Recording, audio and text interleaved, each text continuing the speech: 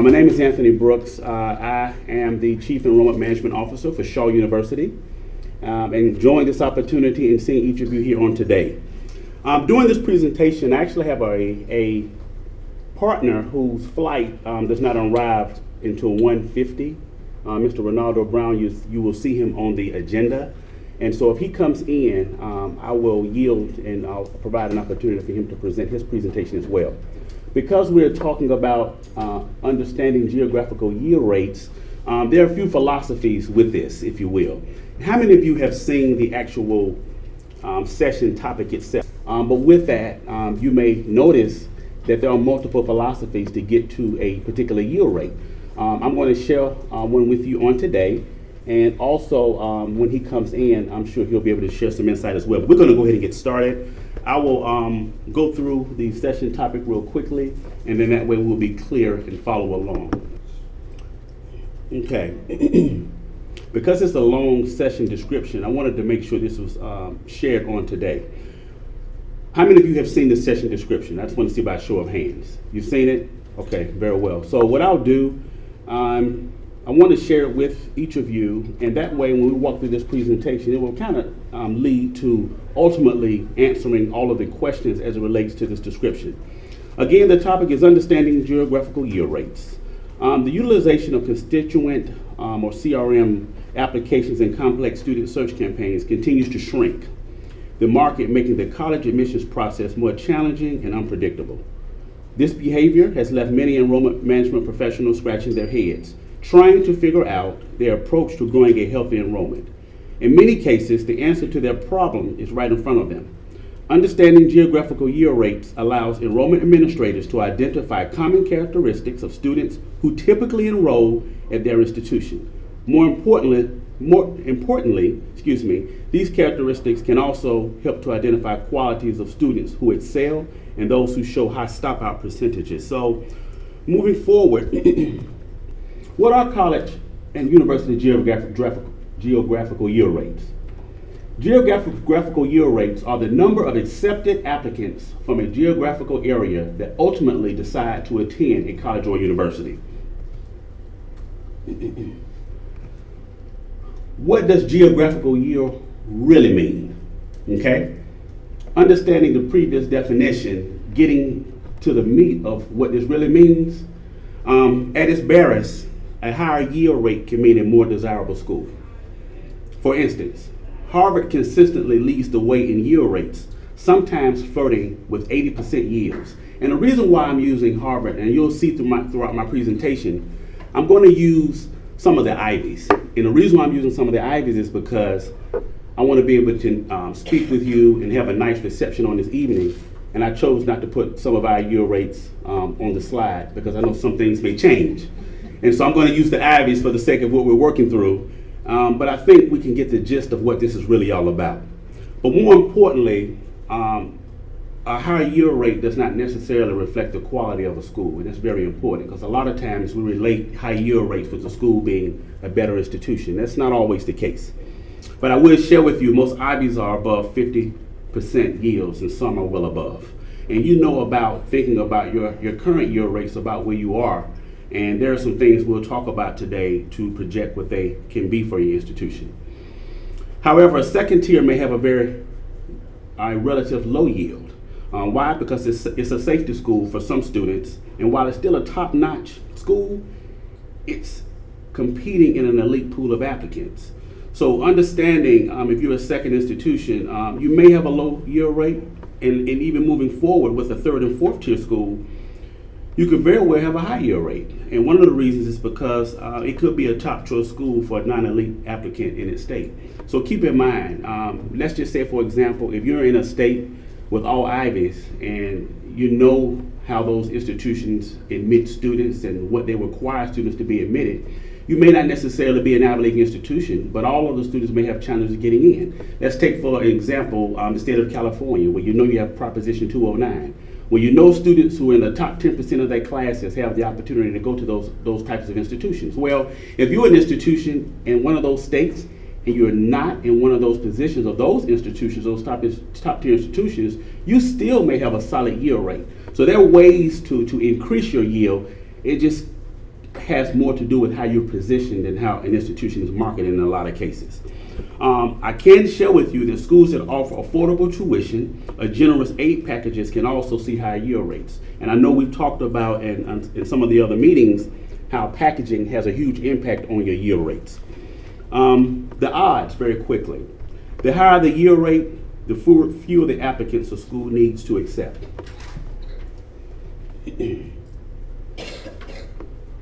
What is enrollment management? This is a term that I've put together as it relates to our topic on today in making all of this work when it comes to yield rates. It's a term used frequently in higher education to describe well-planned strategies and tactics to shape the enrollment of an institution and meet established goals.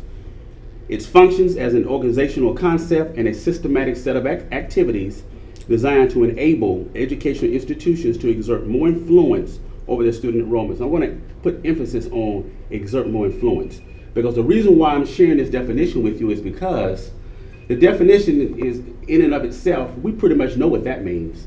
But the reality is that to be successful in this category, where the rubber meets the road is how we influence and how we exert more of what we do to influence our student enrollment. And the caveat to all of it is enrollment managers can choose to use a CRM.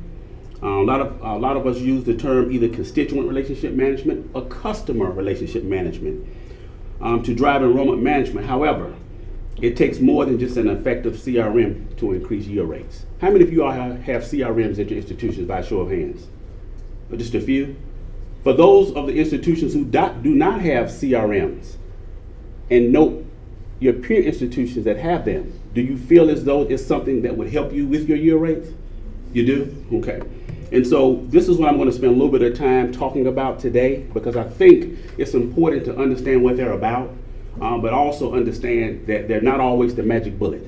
I've worked with them and I've worked without them. And yes, there are some huge benefits to CRMs, but I also want to share with you there's some other pieces to it that really make a CRM effective, okay? And well, let's see. The CRM and its advantages, okay? The enrollment used for CRM in higher education today is in tracking applications and admissions process and communicating with students throughout the entire recruitment cycle. Some CRMs would track students up until the point they graduate. And so there are different levels of CRMs, but for the most part, tracking students through the entire enrollment funnel is critical, because there are some ERMs that you can purchase may only tap into 2 stages of the enrollment funnel. You want a CRM that taps all of the stages of the enrollment funnel, and I'll get into that a little later. A CRM is a system that allows personalized communication with tens of thousands of student prospects, as well as information tracking and sharing among academic departments. CRM provides tools for collecting data and generating campaigns, communications, analysis, and reports based on that data. Now, one of the quick advantages of a CRM is that it reduces your cycle times for all of the stages in the enrollment funnel. Efficiencies as well as cost savings, because a lot of the work that a CRM can do for you in many ways can save an institution, basically because some institutions may not have the staffing that can do what a CRM can do for you. Some CRMs I've worked with they've basically replaced about 12 staff members basically for what they do. So if you're trying to make a case to your leadership on why CRM, we can talk later about what they can offer the institution, but it's important to understand and be able to show them a cost comparison. If what you currently have at your institution cannot duplicate what they can offer, you have to look at the cost effectiveness. So if you have a CRM that may cost you $500,000, look at what you're spending on 12 employees at your institution, okay? And that's one of the ways you can justify one of them. In addition, constituent management has the potential to streamline and automate much of the enrollment paperwork that runs a modern university. For example, a well-managed student system makes it easier to keep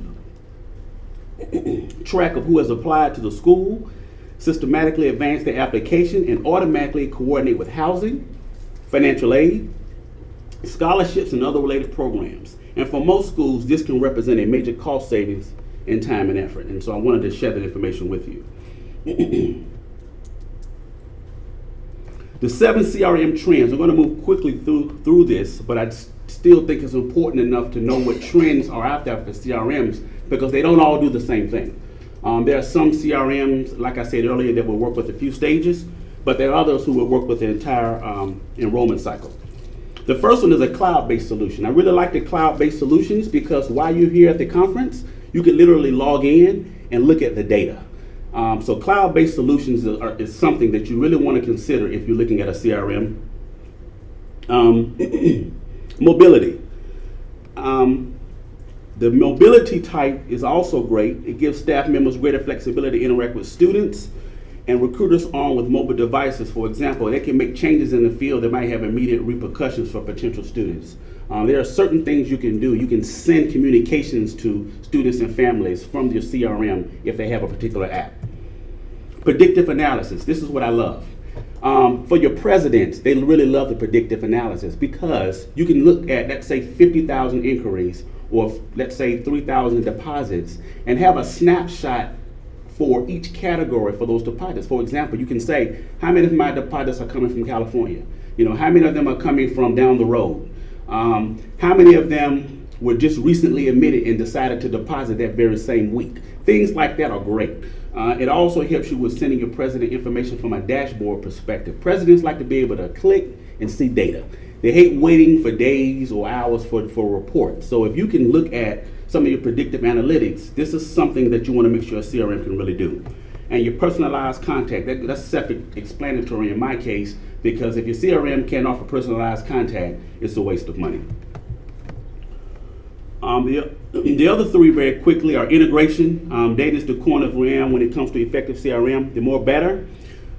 To increase the effectiveness of systems, CRM vendors are enabling easier integration into data streams. So in other words, if you're using Genzabar, Banner, what's another one that we use? PeopleSoft, exactly.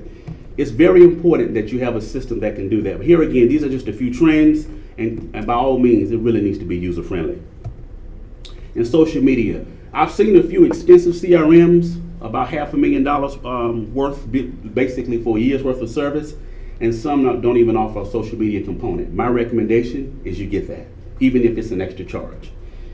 Now, we talked a little bit about, and I love this funnel from No Levitz. I like how they put this funnel together. Many of you have seen the normal funnel with the 4 stages: inquiry, applicant, admitted, enrolled. We love those, but for the sake of time, what I like about this funnel is because today we're talking about yield rates. And when you look at yield rates, one of the first, at the top of this funnel, you know you're going to pay attention to your non-stealth inquiries. A lot of us will purchase 35,000 names and just make the assumption that if I dump 35,000 names into the funnel, we'll shake out 1,200 students. That's not always the case. And so you want to pay attention to the non-stealth inquiries. And one of the things I'm going to share with you very quickly with this No Levitz funnel is understanding that looking at the conversion rate, but you're going to have to pay attention to the top of the funnel. And we'll talk about that a little bit later. And this funnel I really like because it breaks down the categories. The applicants, of course, the applicants with complete files. A lot of times we'll get caught up in the applicants, but how many of your applicants have their files complete to even make a decision? Many of us walk away at the end of the year with 3,000 and 4,000 incomplete applicants. That's a problem. And I will tell you, and I'll just throw this in, if you're looking at a CRM system, and whether you are or you're not, you have to have a program that deals with incomplete applicants, okay? And also admitted students, of course, deposits, confirms, and matriculants. And so if you look at the yield rate, as you can see, your yield rate is going to be based on the number of students who are accepted. So you're going to have to calculate the admit rate, of course. You're going to throw that in. But then to calculate your yield rate, you can't really see it here, but this is how you're going to calculate the yield rate. But look at the capture rate here, because this is also critical. So you're going to look at a couple of these categories to be able to do that. And so as we move through, I'll spend more time talking about that. But again, this is a funnel that No Levitz created, which I think is a good one for calculating yield rates. Calculating the yield rate from a geographical standpoint. A college or university wants to get the highest possible number of students from those in its accepted applicant pool, naturally. If a college sends out 1,000 acceptance letters and just 100 of those students decide to attend, the yield rate is 10%. If 550 of those accepted students choose to attend, the yield rate is 55%. Most colleges and universities have historical data, so they're able to predict what your yield rate will be. And I'm going to share some insight with you about predicting yield rates that I think will be helpful on today as well with that calculation. But here are the highs and lows when you talk about yield. Highly selective schools tend to have a much higher yield rates, and we know that. Many colleges are constantly working to increase their yield rates, thus increase their tuition revenues. Schools find themselves in trouble when they overestimate the yield and end up with fewer students than predicted. You don't have to raise your hands, but I'm sure without me looking up, many hands will be raised if you've ever done this, because that's a different type of conversation with leadership if you overestimate yield. And I can just share with you, if you've not overestimated it, but if you just share with you some of the things that can happen if it's not done correctly. Number one, it can result in low enrollment. Canceled classes, furloughs, staff layoffs, budget shortfalls, and many other serious issues. A miscalculation in the other direction, getting more students than predicted, can also cause problems with class and housing availability. But schools are much happier to cope with those challenges than enrollment shortfalls. And I like the way Alan Grove put it. You know, I was talking to a colleague earlier, and it's funny because we as an enrollment manager, we love the housing problem, but housing hates the housing problem. So my advice, not my information I would share with you, is get to know housing, and you may have to take them to lunch if you think you're going to experience a high yield rate, because you really want to work with them, because if they have a wait list, or if they have students that want to pay and housing is there's a shortage, you really want them to communicate effectively with those families, because that could scare students to choose another institution if they feel as though their sons or daughters can't be housed on your campus. So there's a way to do it, and I can tell you, talking with presidents on a regular basis, is that they talk about and worry about this yield rate for a number of reasons. And so calculating it effectively can certainly help. But if I had to give you insight, I would always underestimate that yield rate and overestimate the yield rate, okay? And that's self-explanatory, but just think about your current yield rates and look at what some of the Ivies are doing. Isn't that amazing? If you really look at yield rates from institutions and what they're doing. We're not going to spend a lot of time on this, but like I said, I did this for the sake of this meeting, not to use any of our yield rates, just out of respect for ones that could be sitting in the audience. But I think it's good to see where they are. What's even more important is look at their admit percentages. Can you imagine admitting only 14% of your students and yielding 41%? Let me tell you, do it on your campuses, they'll name a building after you. Okay? How many of you have heard of econometric modeling? By show of hands. You've seen it before? Okay. I like econometric modeling in a lot of ways, and many of you probably are doing it in some way, shape, or form, but it's something to consider when looking at yield rates. And it also will allow you to predict the impact of tuition and awarding changes on enrollment behavior. Remember, we talked about how we are able to package students a certain way to help with your yield. This is something that's very critical when you're looking at using a packaging system to encourage yield. And what I like about it, and I love the definition, is that it's a method for estimating the effect of net student charges. It's the total direct cost minus total gift aid on student yield behavior, okay? As direct costs increase, they impact different segments of students depending on a percentage of need met with gift aid. For instance, if you raise your tuition $1,000 at your institution right now, it would cost students. So $500, if 50% of need is met with gift aid, if you understand what I'm saying, you can see what the students would have to come up with, if you will. $650 if 35% of need is met with gift aid, and they would need to come up with the entire amount if they don't have any need. So that's the impact. So if you're at the table when your leadership, when they're talking about raising tuition, or if you're in some of the board meetings and this subject comes up, this is information you may want to share with them as it relates to the impact of an increase in tuition, okay? Consulting firms and colleges alike use the yield impact of changes in net tuition costs to project both the resulting enrollment level and the net revenue that would be generated by a particular packaging strategy. Level of direct cost, enrollment number, and academic mix for incoming class.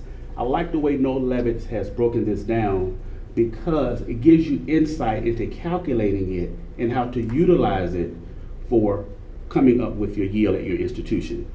Okay? Advantages and disadvantages of econometric modeling.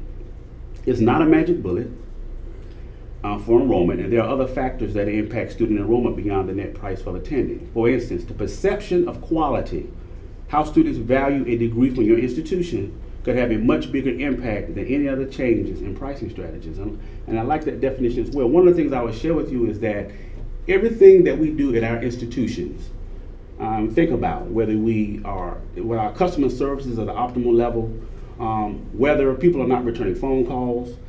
What I would share with you is this. What we say about our institution is also important. But understand, whatever we're doing at our institutions can either add value to that degree or decrease the value of that degree, okay?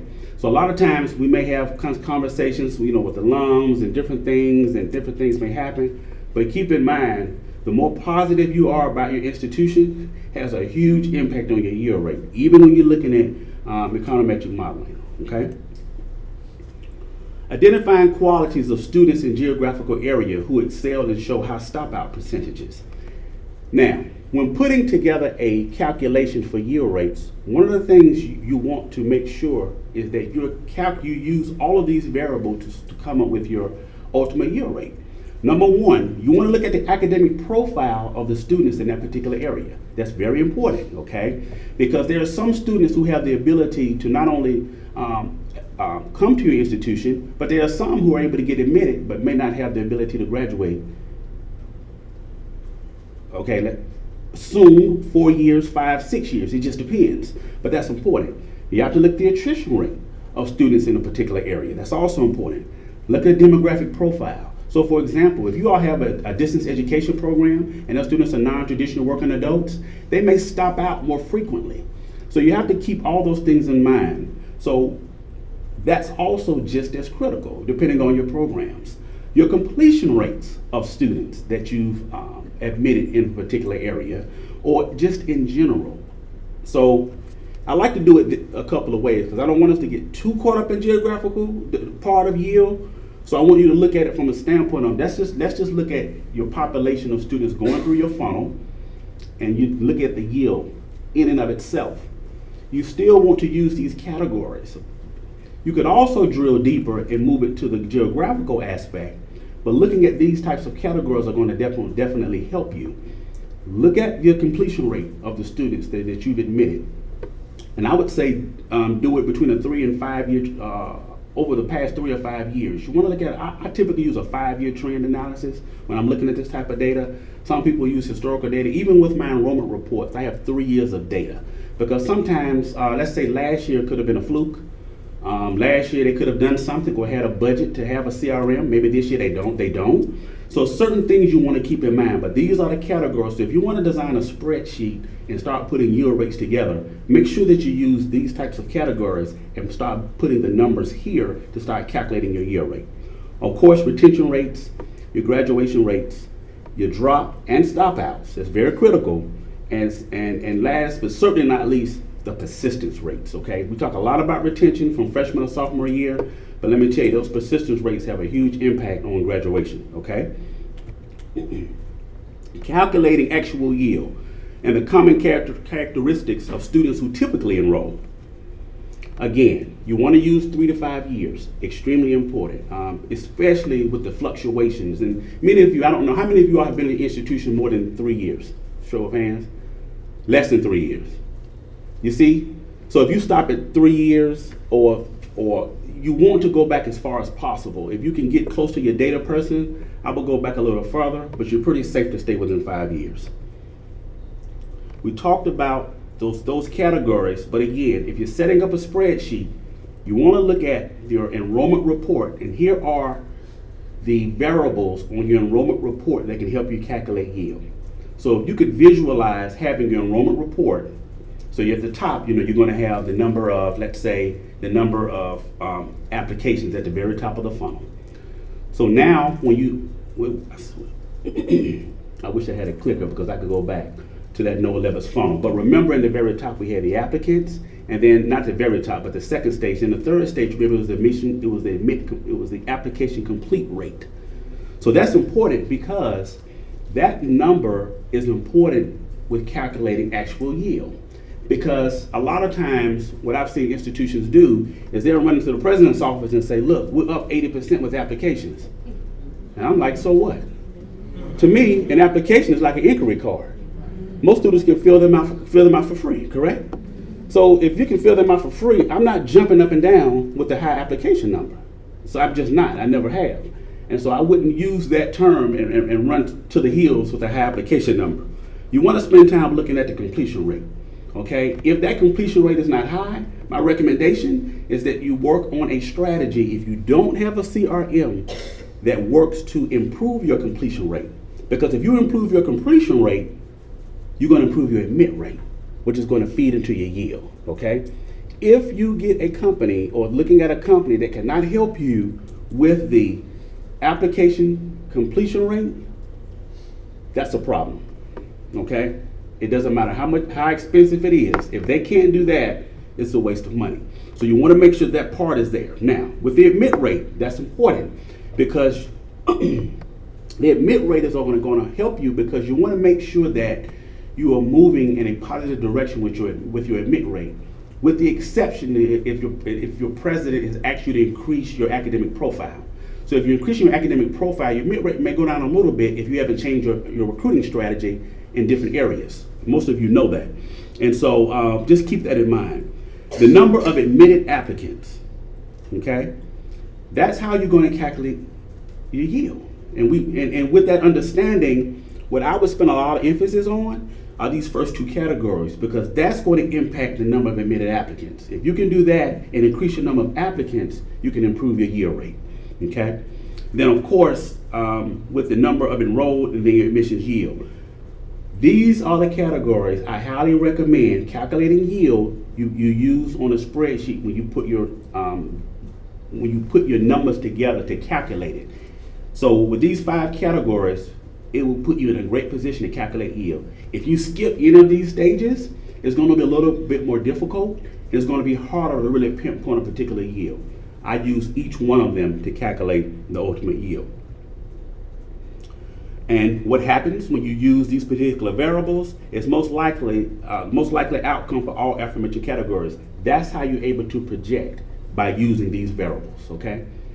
This is probably the most critical piece of my presentation. It's not pretty necessarily, but these variables are huge with calculating yield rate, okay?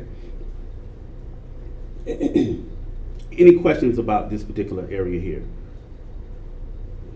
I'm trying to move quickly because I know I have someone coming in, okay?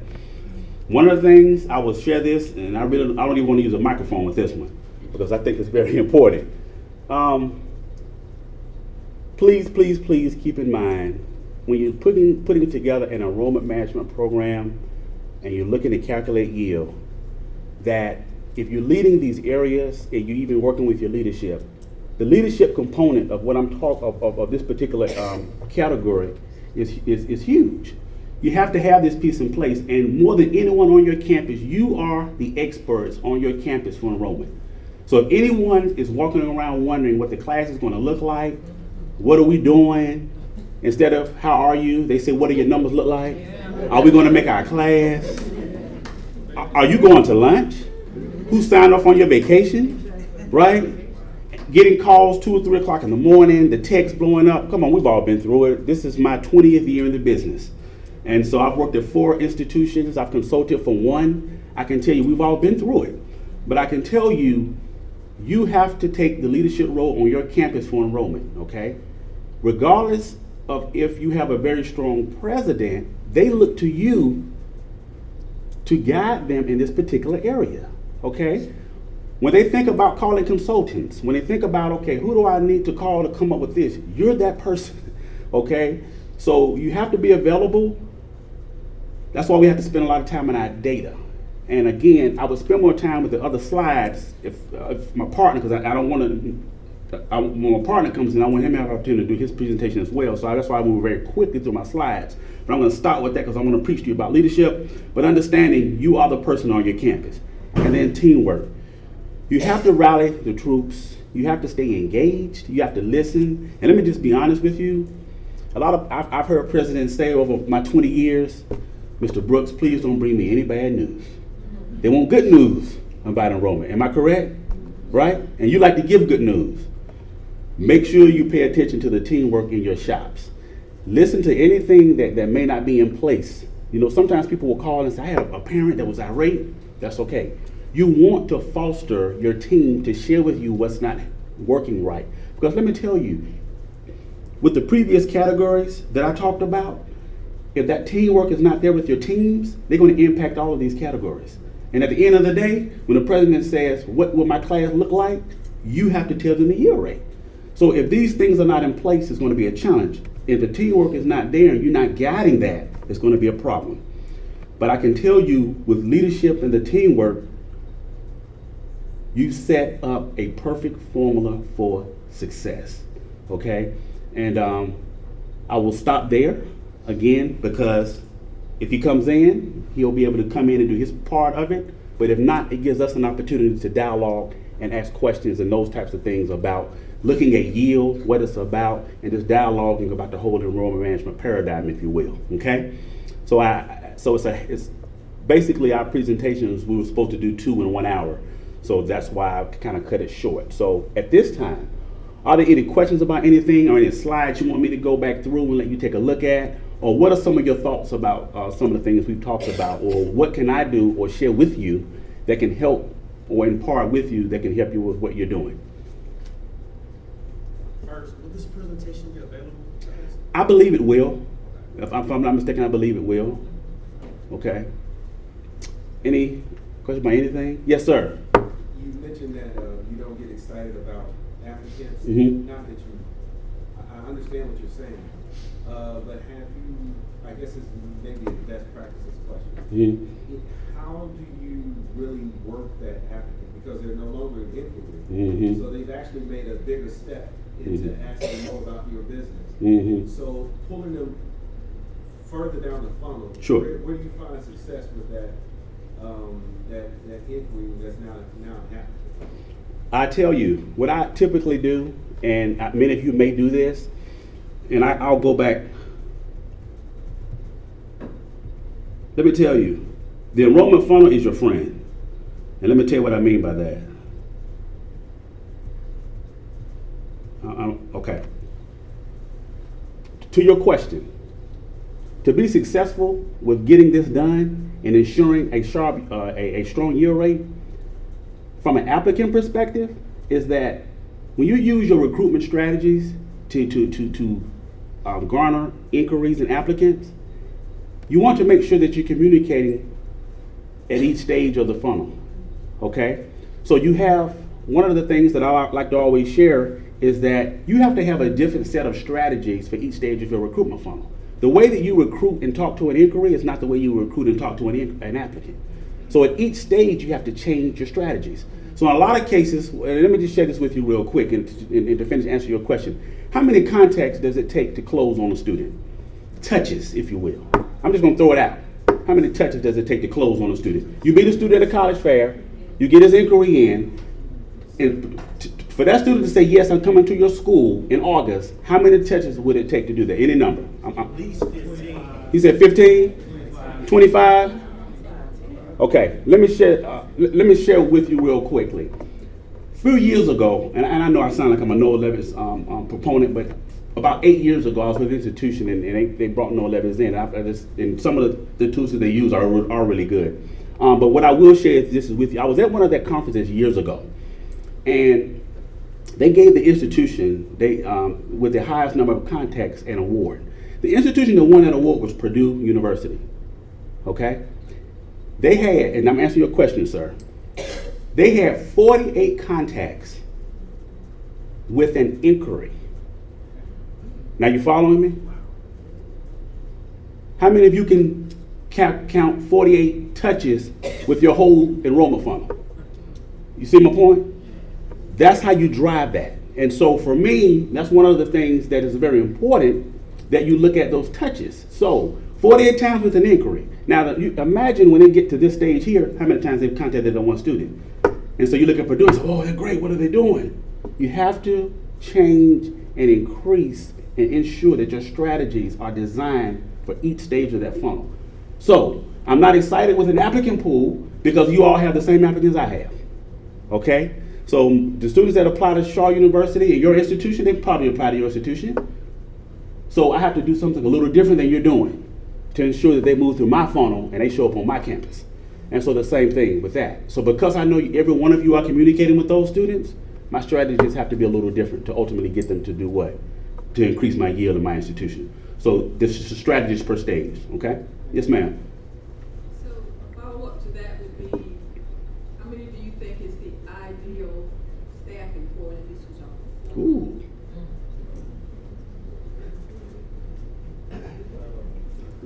Now you have to. Now this is me being 20 years in the business at a few different institutions. You should have a staff person for every 150 students you want to yield. Okay. But guess what? If your recruitment team is good, you can go with less. I'll leave that up to you. Is that in your report? No. I didn't think so. No. But I'm just saying, let me just share with you. I've worked with a team of 2, and I've had great yields. I've worked with a team of 6 and had pretty good yields. But it all depends on the goals you set for your team and making sure they're equipped to reach those goals. But ultimately, you will want a team member to at least yield 100 students. Right? I don't see enough heads moving. At least, right? They have to do that. Okay? So if not, that's a different conversation. Yes, sir. Those 48 teachers at Purdue University, what were the methods of touches? Everything you can think of. Whether it be postcards, whether it be emails, whether it be phone calls, whether it be telecounseling, whether they be email blasts. But all of those touches, but each touch counts. Okay? But it's important because if you don't touch effectively, you're not going to end up with a yield. So we can calculate yield all day. But I can assure you that the institutions that do this effectively through each stage, going all the way down to the bottom, back to my point here,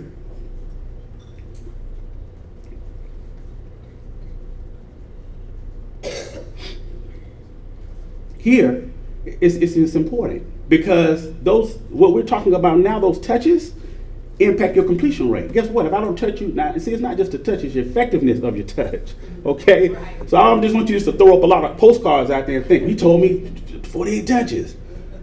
It's how you touch. It's the way you touch, it's the timing of your touch. Because that's going to impact your completion rate. Again, if my completion rate is not strong, I'm not jumping up and down for applications. Go back and look at your completion rate of your applications.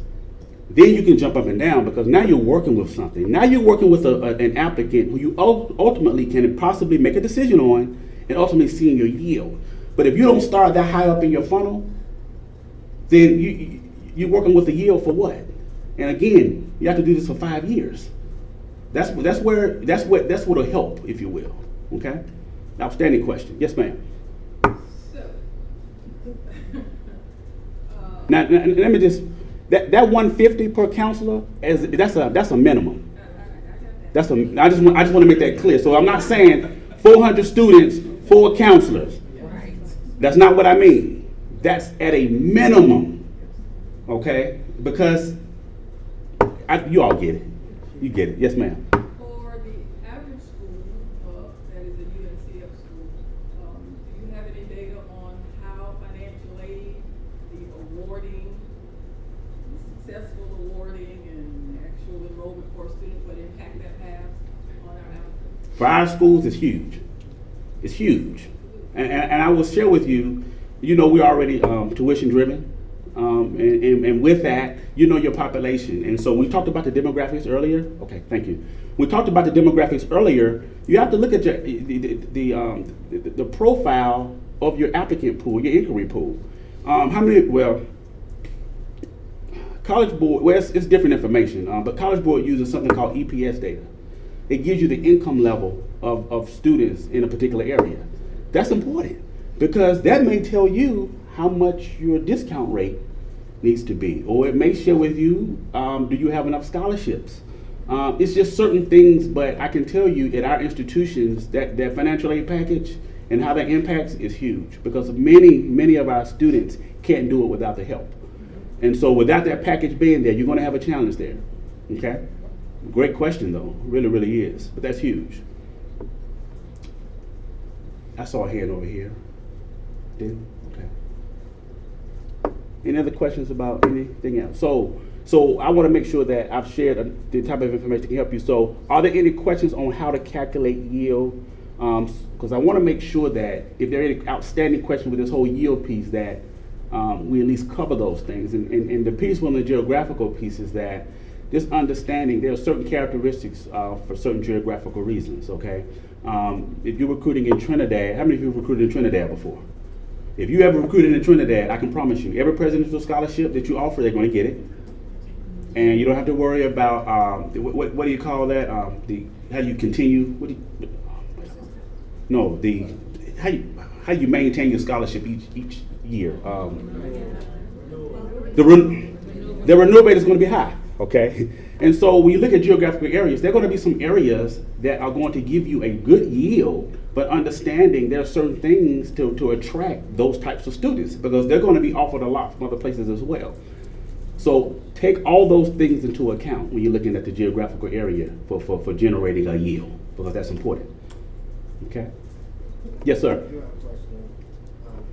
In the funnel, the deposits confirmation portion of it, how effective is it to try to increase that number before registration?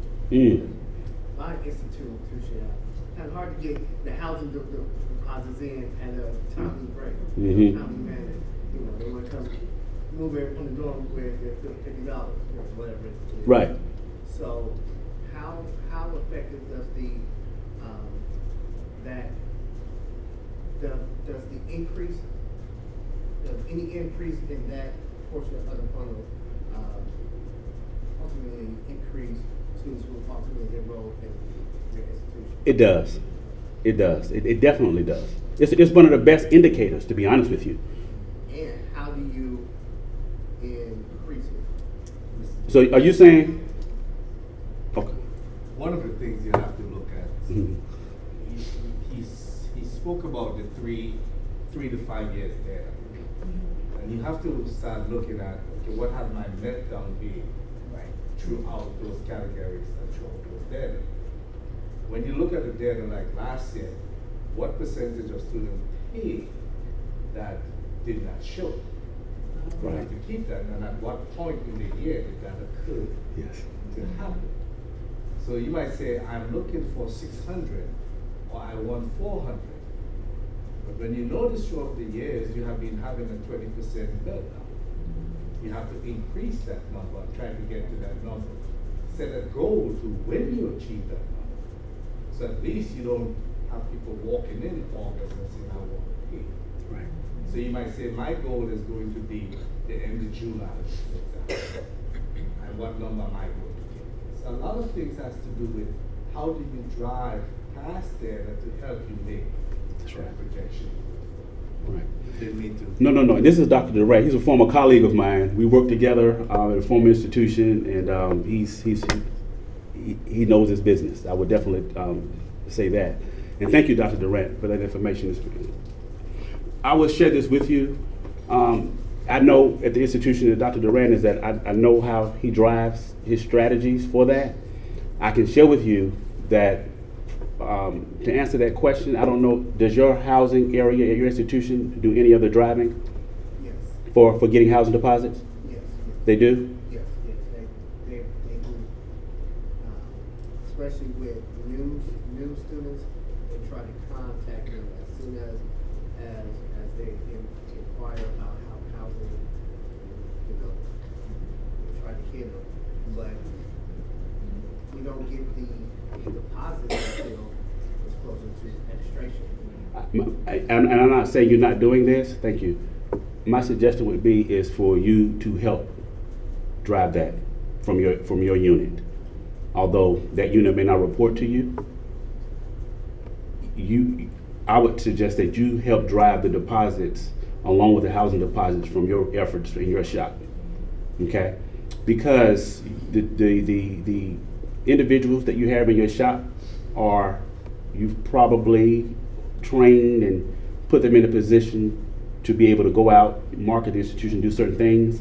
they've connected with those individuals as well as you, you have probably a little bit more influence in a lot of respects with getting the students to pay the deposits with your impact, coupled with housing, would help drive that. Yes, sir. You know, one thing we did a little bit different than we have in the past is that now it's mandatory that they pay these housing fees before they come to orientation. So we have 4 orientations. In the past, we did not have those. We made them pay the orientation fee to come to orientation. So now they pay whatever it is that our amount is. If they miss that orientation, they have 3 different ones that they need to show up to. So we know sometimes it's a cost. So our very last, well, right now, our deposits are extremely higher than they've ever been. So what we're doing now is we have another August coming up. This will be our 4th orientation. But we have it a week before our check-in. So the students don't have to leave. Right. If they do orientation, they're there. So Right. we know that last one is gonna be our biggest. It's gonna be our biggest crowd because we still know all the people who did not show up for the other 3. Right. So that was just a strategy we used a little bit different, and like you just said, housing played a big role, orientation played a big role. Even our deans on campus, they all have to now send out a letter to each student that's actually looking to be into that actual major. They have to send out a letter that goes out, and all these things are, like we were talking about touches initially. Right. We've gotten it to the point now, which is a good thing, that our university is a part of all those touches. Right. This is just being admissions, just other than being housing, maybe orientation. It's a bunch of different ways that we touch. So I guess initially you asked about, I think Purdue. Right. And I said half of that because we didn't used to have, we had 8 at one point. Right. 8 touches before Christmas or Right. maybe even close to the spring. But now it's 20, 22, 23. That's right. Before we get into that point of Christmas break. That's right. A lot of these different strategies, it took time to do, but when we got everybody, the team to kind of buy into the actual vision, then it got better when it started feeling like it was working. So. That's excellent. Thank you. Dr. Durant also mentions melt, and many of you are familiar with summer melt, and I will tell you the national average for summer melt is 20%.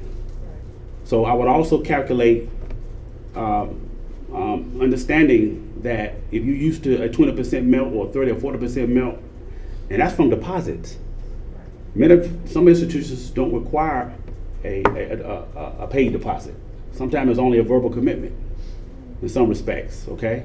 And so you really have to look at that number and calculate, and I would look at it over the years to find out what your summer melt rate is, to really look at what my yield ultimately will end up. But that has to be considered. Different schools have different percentage rates when it comes to summer melt, but you do have to pay attention to that, okay? Okay. Yes, ma'am, I'm I sorry. was gonna say, setting deadlines in terms of due dates for the deposits to be due and link activities to those deadlines. So, for example, if you set your first deposit deadline of May 1, the national decision date, then we actually linked our scholarship awards to that. So students were offered scholarships, but they were not able to take advantage of those scholarships if they had not deposited by a certain date. That's excellent. So, yeah, so if you want this money, we gotta know that you're coming, otherwise we're reallocating it. Right, that's excellent. I mean, because it's driving them, It's you're communicating everything them. we do is driving it. You gotta Students drive. cannot attend orientation if they're not confirmed students or That's right. deposited students. So That's the right. Same thing, yeah. That's excellent. Link activities to that deposit. And they can't go any further in the process until they deposit it, because you don't know that that's a committed student. Exactly. You got it. Yes, ma'am. Thank you. I'm just gonna say to that, how truthful or how strict are you all with actually reallocating those funds? Because as we said, we're all tuition driven. And so whereas we tell a student, yeah, you have this date to give me whatever, but then your VP says, well, the numbers are not where they need to be, so you better leave them alone. How do you kind of navigate that so that you are being true to what you set forth in your actual plan, but also be true to the fact that you need the bodies in place? So in our case, we almost over award based on what we expect the fallout to be.